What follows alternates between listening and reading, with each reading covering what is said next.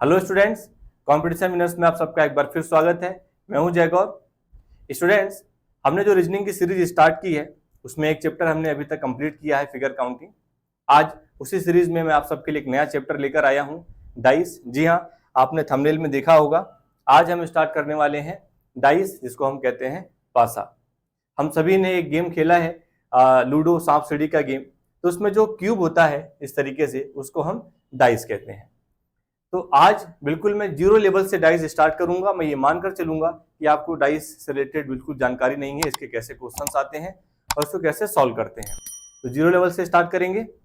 Dice की जो हमारी पूरी सीरीज आएगी उसको आप कंप्लीट करेंगे तो मैं आपको डाइस में मास्टर बना के छोड़ूंगा। जी हाँ, थंबनेल में ही मैंने इस टॉपिक को मास्टर क्लास के नाम से लेकर आया है। तो सबसे पहला प्रश्न ये है कि जो डाइस और क्यूब होता है, दोनों में सिमिलरिटी सब जानते हैं। ये मैंने एक स्ट्रक्चर लिया है क्यूब का। क्यूब में टोटल 6 फेसेस होते हैं। ठीक है, डाइस पर आने से पहले हमें इसकी आकृति के बारे में थोड़ी जानकारी होनी चाहिए। 6 फेसेस कैसे? फ्रंट आगे का, फिर बैक पीछे का, टॉप बॉटम लेफ्ट राइट। मैंने यहां पर लिखा भी है। टोटल 6 फेसेस हैं। 8 कोने होते हैं जिसको मैंने रेड कलर से यहाँ पे हाईलाइट किया है, और 12 किनारे होते हैं। ठीक है, एजेस होते हैं। एजेस को हम साइड्स भी बोल सकते हैं, भुजा भी बोल सकते हैं। तो ये हो गया कॉर्नर। ठीक है, टोटल कितने हैं? 8। और एक फेस को मैंने डार्क किया, इस तरीके से 6 फेसेस होंगे। और ये सिंगल सिंगल लाइन दिख रही है, ये किनारे को रिप्रेजेंट कर रहे हैं। तो ये डाइस का या क्यूब का स्ट्रक्चर है। दोनों में जो प्रॉपर्टी है सेम होती है। फिर भी डाइस और क्यूब में अंतर क्या है? तो अंतर ये है, मैं आपको दिखाता हूं। एग्जाम में क्यूब के क्वेश्चन अलग आते हैं, डाइस के अलग आते हैं। अगर आपको आकृति जो क्यूब है, क्यूब आकृति, उसमें इस तरीके से कुछ नंबर डॉट दिखें या कुछ सिंबल, फिगर, अक्षर, कुछ इस तरीके से नाम आए तो ये डाइस कहा जाएगा। और बिल्कुल प्लेन आकृति आए, यानी कुछ भी नंबर या सिंबल या नेम कुछ ना लिखा हो, तो क्या कहा जाएगा? क्यूब कहा जाएगा। ठीक है, तो उम्मीद है डिफरेंस, बेसिक डिफरेंस समझ में आ गया होगा। तो अब डाइस के कॉन्सेप्ट पर चलते हैं कि एग्जाम में डाइस कितने प्रकार से पूछा जाता है, कितने क्वेश्चन बनते हैं, किस प्रकार से क्वेश्चन सॉल्व करना होता है। तो सबसे पहले बात करेंगे टाइप्स की, कि जो डाइस है ये कितने प्रकार का होता है। तो मेनली डाइस 2 प्रकार का है, टाइप 1, टाइप 2। टाइप 1 क्या है? जनरल डाइस है, जिसको नॉर्मल डाइस भी कहते हैं, ऑर्डिनरी डाइस भी कहते हैं, हिंदी में सामान्य पासा, साधारण पासा भी कहते हैं। ठीक है, स्टैंडर्ड डाइस टाइप 2 हुआ, जिसको हिंदी में मानक पासा कहते हैं। हम क्या करेंगे, हम एक ही नाम यूज करेंगे, जनरल डाइस, और अब से शॉर्टकट में इसको हम जीडी कह लेंगे। फर्स्ट लेटर ले लेंगे जीडी, और स्टैंडर्ड डाइस को हम शॉर्टकट में एचडी कहेंगे। तो एग्जाम में दोनों ही टाइप से क्वेश्चन पूछे जाते हैं। किस प्रकार से पूछे जाते हैं? जनरल डाइस का सिंगल डाइस देकर के क्वेश्चन पूछेगा, स्टैंडर्ड डाइस में भी सिंगल डाइस देकर के क्वेश्चन पूछेगा। डबल डाइस यहां पर आ सकता है, यहां पर भी डबल डाइस आ सकता है।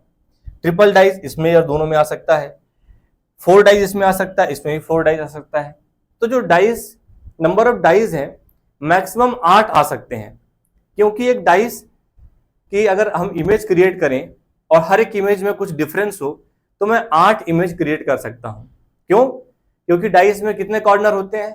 8 कॉर्नर होते हैं।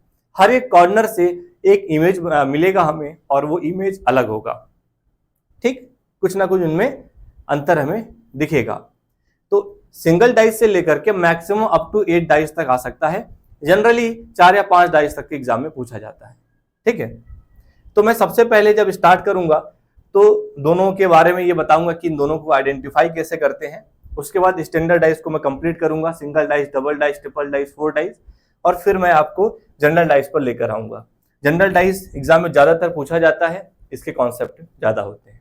ठीक है, एग्जाम में कैसे क्वेश्चन आते हैं? ये कुछ इस तरीके से आता है, आप देख रहे हैं यहाँ पे स्क्रीन पे। सिंगल डाइस देकर के क्वेश्चन पूछ सकता है, डबल डाइस देकर के पूछ सकता है, ट्रिपल डाइस, डाइस की संख्या 4 है, 5 है, और ये एक ओपन डाइस का क्वेश्चन। ओपन डाइस क्या होता है आगे मैं आप सबसे डिस्कस करूंगा। तो जैसे ये मान लेते हैं यहां पर ये 4 डाइस आया है, तो ये चारों अलग अलग डाइस नहीं माने जाएंगे, वो एक ही डाइस की 4 डिफरेंट इमेजेस हैं।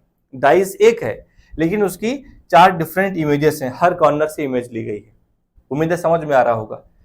तो इस प्रकार से कोई भी क्वेश्चन आया तो सबसे पहला हमारा स्टेप क्या होगा? सबसे पहला स्टेप होगा हम डाइस की पहचान करें। पहचान क्यों करें? क्योंकि डाइस के 2 टाइप्स होते हैं। एग्जाम में जनरल डाइस का क्वेश्चन पूछा गया है या स्टैंडर्ड डाइस का क्वेश्चन पूछा गया है। तो पहला स्टेप तो है कि आइडेंटिफाई करना, पहचान करना। तो मैं पहचान करना आपको सिखाने वाला हूं, कैसे आइडेंटिफाई करते हैं और उसके बाद उनके आंसर्स कैसे निकालते हैं उसको मैं आप सबको बताने वाला हूं।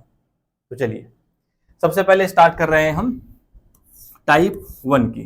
ठीक है, तो क्या हम अभी सीख रहे हैं? केवल how to identify general dice और स्टैंडर्ड डाइस। हम कैसे पहचाने कि एग्जाम में जनरल डाइस का क्वेश्चन है कि स्टैंडर्ड डाइस का क्वेश्चन है। बहुत सिंपल शब्दों में मैंने डेफिनेशन लेकर आई है ताकि आपको हमेशा याद रहे। कैसे याद रहेगा? देखिए, in this type of dice the sum of any 2 adjacent sides are 7। यानी जनरल डाइस की बात हो रही है। इस प्रकार के पासे में कोई भी 2 पड़ोसी सतह, आपको 3 साइड्स दिख रहे होंगे, कोई भी 2 पड़ोसी सतहों को अगर आपस में हम जोड़ दें, इनके नंबर को आपस में जोड़ दें तो हमको 7 मिल जाना चाहिए। कोई कम से कम एक साथ हमें मिलना चाहिए। जैसे कि 2 और 3 हमने लिया तो ऐड करने पर 5 मिला। फिर हमने 4 और 2 का पेयर लिया तो ऐड करने पर हमको 6 मिला। 4 और 3 का पेयर लिया तो ऐड करने पर 7 मिला। अगर हमें एक भी 7 मिल गया तो वो डाइस कौन सा है? जनरल डाइस है। बहुत आसान है, सबने सीख लिया होगा। क्या करना है? केवल 2 नंबर को आपस में जोड़ना है। अगर उनका योगफल एडिशन 7 आ जाए, किसी भी एक पेयर का एडिशन 7 आ जाए तो वो जनरल डाइस है। याद रखने का एक तरीका मैं बताता हूं आपको। अगर ऐड करने पर, जैसे मैंने यहां ऐड किया 4 + 3 कितना मिला? 7 मिला। तो अल्फाबेटिकल ऑर्डर में 7वें नंबर पे कौन सा लेटर आता है स्टूडेंट? जी आता है ना? जी आता है। तो अगर 7 मिला तो जी मिला और जी मिला तो जनरल डाइस हो गया, है ना? याद रखने का आसान तरीका है ये। ठीक, बाकी आप अपने तरीके से भी याद रख सकते हैं। उम्मीद है जनरल डाइस को पहचानना आपको आ गया होगा। मैं यहाँ आंसर की बात नहीं कर रहा कि आंसर कैसे निकलेगा, आंसर पर अभी हम अगले स्टेप पर आएंगे। अब हम बात करें टाइप 2 की। ठीक है, ये तो कंप्लीट हो गया हमारा। अब बात कर रहे हैं हम स्टैंडर्ड डाइस की, मानक पासा। तो मैंने यहां पर पिछला जो डेफिनेशन था उसको भी रखा है ताकि आप कंपेयर कर पाए दोनों में क्या बेसिक डिफरेंस है। तो स्टैंडर्ड डाइस कहता है इस प्रकार के पासे में किसी भी 2 पड़ोसी सतहों का योग 7 नहीं होता है। हमें क्या ध्यान देना है? 7 नहीं होता है। कोई भी 2 पड़ोसी सतहों को आपस में जोड़िए, ये जो एडजेसेंट है इनको आपस में ऐड करिए तो आपको योगफल 7 नहीं मिलेगा, लेकिन यहां पे 7 मिलता है। किसमें? जनरल में। बस इतना सा डिफरेंस है, दोनों ही हम पहचानना सीख गए हैं। तो एक बार एग्जांपल में देख लेते हैं। 2 + 4 कितना मिला? 6 मिला। 4 + 6 यहां से देखिए 10 मिला। 6 + 2 8 मिला। तो किसी भी पेयर को हमने जब ऐड किया हमें 7 नहीं मिला, सब के सब 7 के बराबर नहीं है। अगर 7 नहीं मिला तो जी नहीं मिला, जी नहीं मिला तो जनरल डाइस नहीं मिला, तो बचा क्या? बचा स्टैंडर्ड डाइस। ठीक है, जोड़ने पर 7 आ गया तो जनरल डाइस, और जोड़ने पर 7 नहीं आया तो स्टैंडर्ड डाइस। उम्मीद है बहुत अच्छे से आपने दोनों को पहचानना सीखा होगा। तो अब हम बात करेंगे सॉल्यूशन की। ठीक है, एग्जाम में कैसे सॉल्व करना है। सर हमने आइडेंटिफाई करना सीखा है, अब सॉल्यूशन बताइए। तो यहीं से स्टार्ट कर लेते हैं, स्टैंडर्ड डाइस से स्टार्ट करते हैं। अगर आपने पहचान लिया कि ये स्टैंडर्ड डाइस है तो स्टैंडर्ड डाइस की एक विशेषता होती है। क्या होती है विशेषता? मैं आपको यहां लिख करके दिखा देता हूं। स्टैंडर्ड डाइस में अपोजिट फेसेस का एडिशन 7 होता है, विपरीत सतहों का योग 7 आएगा स्टैंडर्ड डाइस में। ठीक, तो 1 का अपोजिट क्या होगा? 6, 2 के अपोजिट क्या होगा? 5, और 5 के अपोजिट क्या होगा? 2, 3 के अपोजिट क्या होगा? 4, और 4 के विपरीत क्या होगा? 3। स्टैंडर्डाइज का कॉन्सेप्ट केवल इतना ही था। स्टैंडर्डाइज फिनिश है, मैं क्वेश्चन की प्रैक्टिस कराऊंगा आपको, फिर स्टैंडर्डाइज फिनिश हो जाएगा, फिर हम जनरल डाइज पर आ जाएंगे। एक बार मैं रिकॉल कराता हूं आपको। जनरल डाइज और स्टैंडर्ड डाइज में बेसिक डिफरेंस है कि अगर कोई भी दो पड़ोसी सतहों को जोड़ने पर 7 आ गया तो जनरल डाइज है, और ये जो नेबर्स यानी जो पड़ोसी हैं इनको जोड़ने पर 7 नहीं आया तो वो स्टैंडर्ड डाइज है।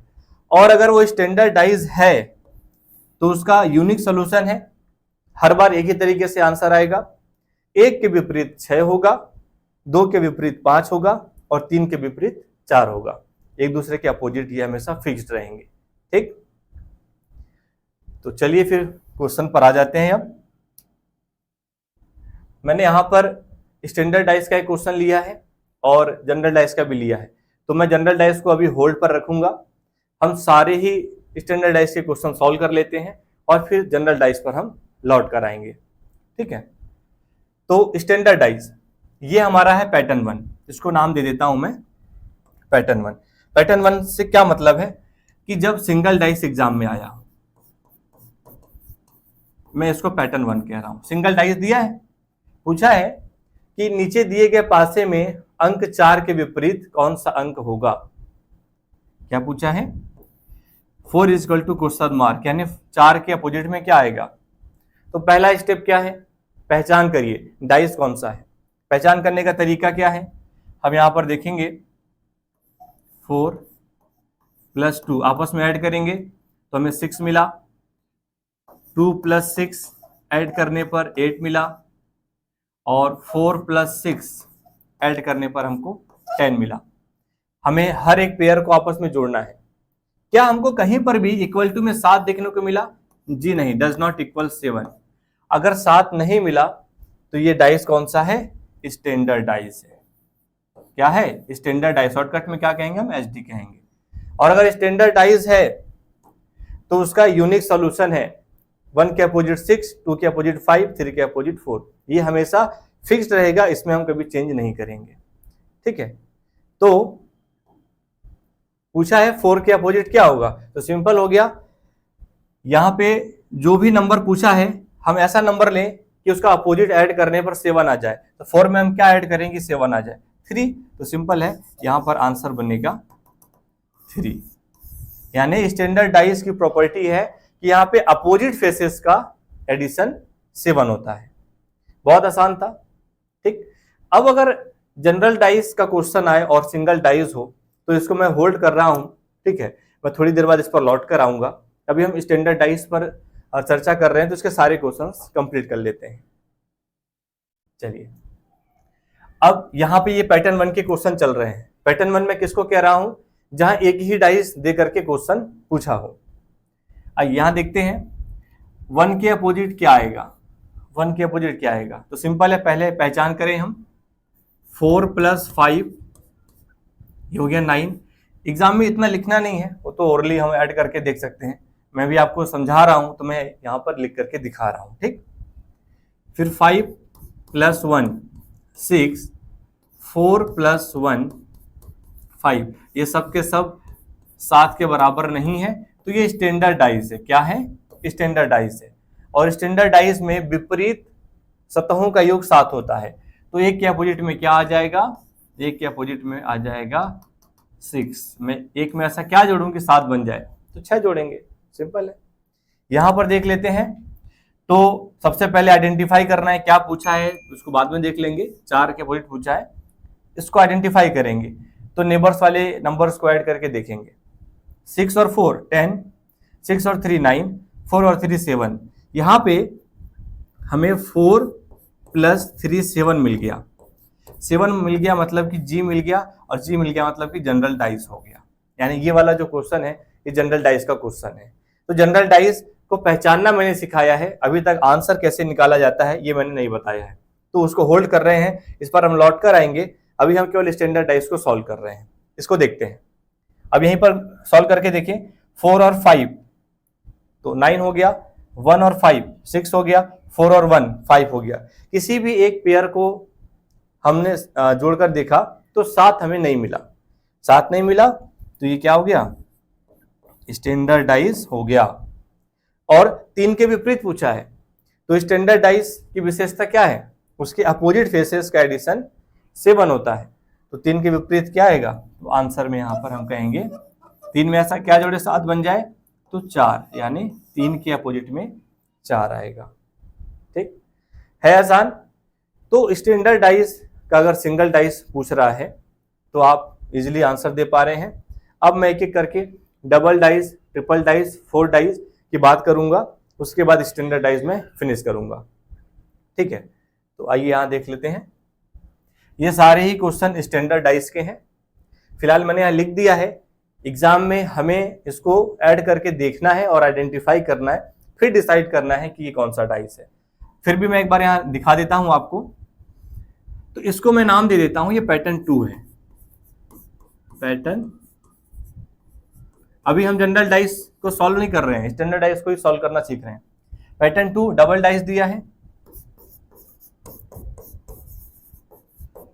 पैटर्न 3 ट्रिपल डाइस दिया है, और पैटर्न 4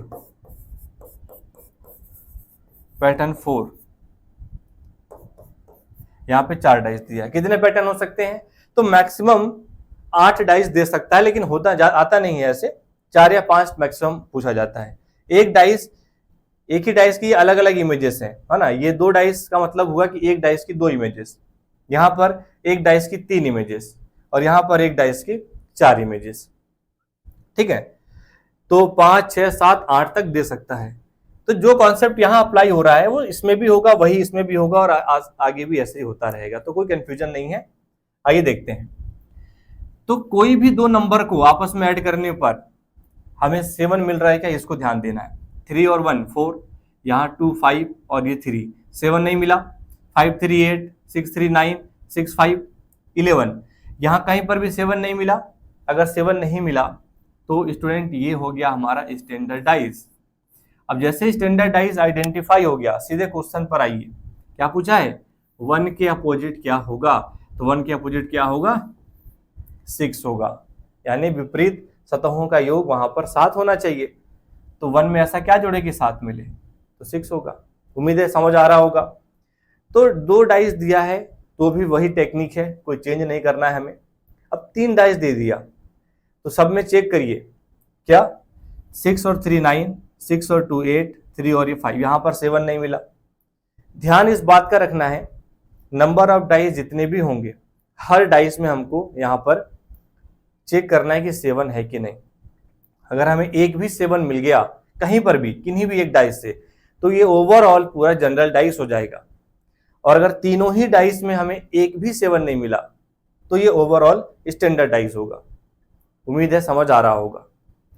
तो यहां पर हमें 7 नहीं मिला, 3 और 2 5, 2 और 1 3, 3 और 1 4, यहां पर भी 7 नहीं मिला। 4 और 2 6, 3 और ये 5, यानी इन तीनों ही डाइस में ऐड करने पर हमको 7 नहीं मिला, और 7 नहीं मिला तो ये स्टैंडर्ड डाइस हो गया। क्या हो गया, स्टैंडर्ड डाइस हो गया। स्टैंडर्ड डाइस होते ही उसका यूनिक सॉल्यूशन होता है। सीधे क्वेश्चन पर आएंगे, 4 के अपोजिट क्या है, तो 4 के अपोजिट क्या होगा, 3 होगा। हमको ज्यादा डाइस में नहीं देखना है, सीधे कॉन्सेप्ट पे जाकर के ऑप्शन टिक कर देना है। ठीक है, अब एक लास्ट क्वेश्चन लेते हैं और स्टैंडर्ड डाइस को यहां पर फिनिश करते हैं। ठीक, चलिए देखते हैं। तो फिलहाल तो ये स्टैंडर्ड डाइस है, मुझे पता है, मैंने हेडिंग लिया है। एग्जाम में हमें नहीं पता है तो चेक करना सबसे पहली प्राथमिकता है हमारी। तो इसको देखेंगे, 3 2 5, 6 2 8, 6 3 9, 7 नहीं मिला। 4 और 2 6, यहाँ पर भी 7 नहीं आएगा। इनका भी एडिशन 7 नहीं आएगा, यहाँ पर भी एडिशन 7 नहीं आएगा। फिर से कह रहा हूं, अगर 4 डाइस आया है, एक में भी अगर 7 आ गया, एक भी पेयर 7 आ गया, तो ओवरऑल ये जनरल डाइस हो जाएगा। क्यों हो जाएगा, क्योंकि 4 अलग अलग डाइस जरूर है, पर वो एक ही डाइस की 4 डिफरेंट इमेजेस हैं। एक ही पासे की 4 अलग अलग तस्वीर है, हर कॉर्नर से ली गई है। ठीक, तो अगर एक भी 7 मिलता तो जनरल डाइस होता, कहीं पर भी 7 नहीं मिला तो ये भी स्टैंडर्ड डाइस होगा। और स्टैंडर्ड डाइस होते ही सीधे कहां जंप करना है भाई, क्वेश्चन पे जंप करना है। 6 के अपोजिट पूछा है, तो 6 के अपोजिट क्या होगा स्टूडेंट्स, 1 होगा। बहुत ही आसान था। स्टैंडर्ड डाइस यानी टाइप 2 का हमने फिनिश कर लिया। अब नंबर ऑफ डाइस 5 हो चाहे 6 हो चाहे 7 हो, सेम ऐसे ही सॉल्व करते जाना है, केवल चेक करना है 7 आ रहा है कि नहीं आ रहा है। उम्मीद है समझ में आया होगा। ठीक है, अब मैं बात करूं जनरल डाइस की, तो मैंने जनरल डाइस जहां पर छोड़ा था वहां पर लेकर आता हूं।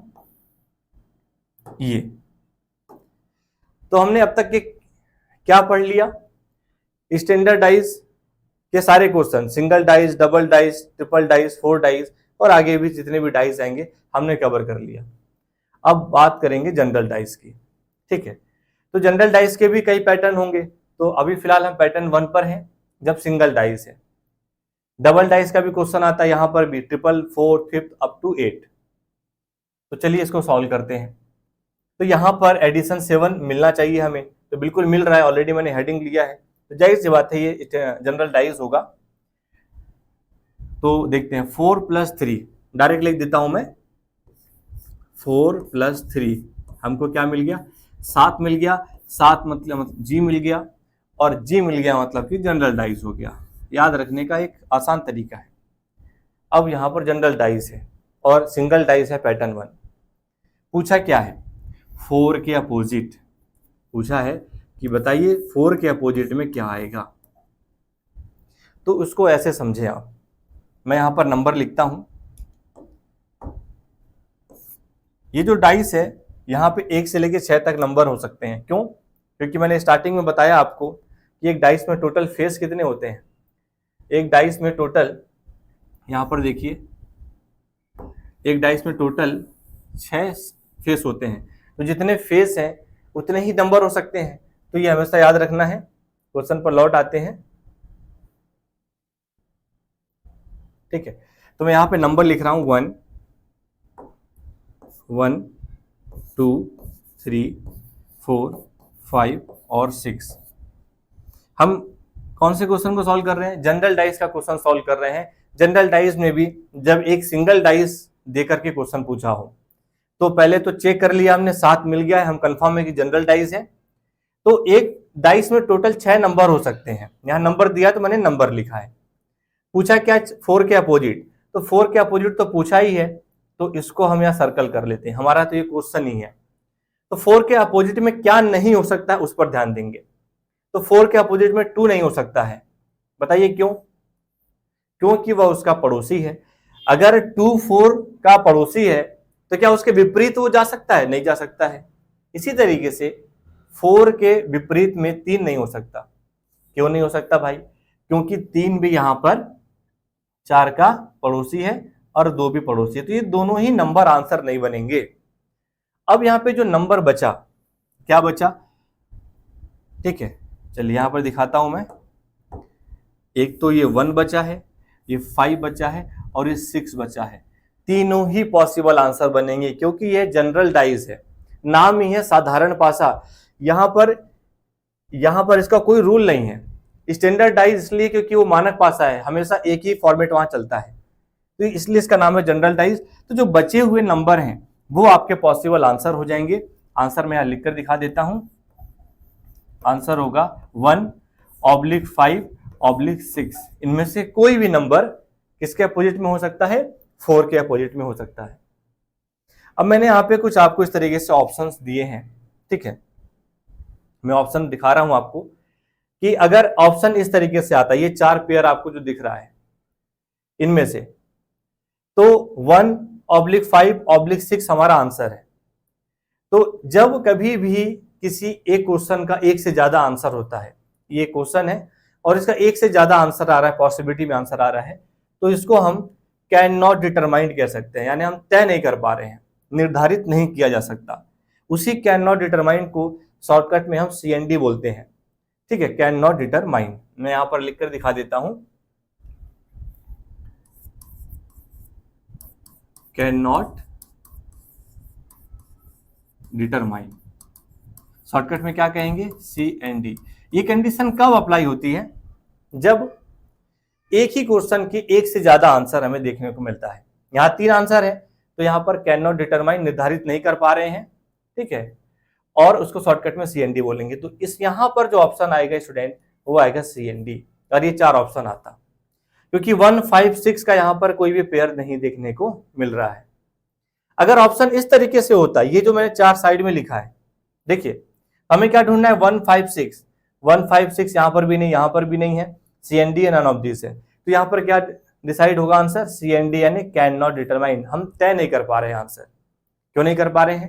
क्योंकि एक से ज्यादा आंसर मिल रहा है वहां पे।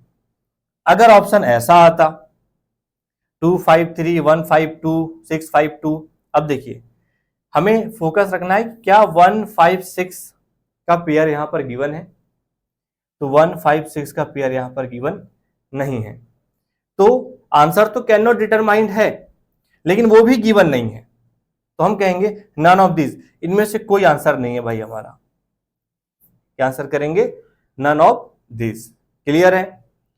अब बात करेंगे इसकी, अगर ऐसा ऑप्शन आता, मैं अलग अलग ऑप्शंस के पेयर लेकर दिखा रहा हूं आपको कि जब भी कभी इस तरीके से आंसर आए और ऑप्शंस ऐसे गिवन हो तो क्या टिक कर सकते हैं वहां पर। तो देखिए यहां पर देखें 1 5 6 गिवन है क्या? हाँ जी गिवन है यहां पर, देखिए तीसरा ऑप्शन ध्यान दीजिए, लेकिन साथ ही साथ कैन नॉट डिटरमाइन भी गिवन है। तो अब क्या करें? जब दोनों ही ऑप्शन में हो तो फिर उस कंडीशन में हम किसको टिक करें? तो बहुत ही सरल है, मैं कैन नॉट डिटरमाइंड कब कह पा रहा हूं? जब मैंने देखा एक से ज्यादा आंसर आ रहे हैं, यानी सी एंड डी इस आंसर पर डिपेंड करता है। और जब वही डायरेक्टली ऑप्शन में गिवन हो तो फिर मैं कैन नॉट डिटरमाइंड पर क्यों जाऊंगा? मैं यहां पर तीसरे ऑप्शन को ही टिक करूंगा। समझ में आ रही है बात?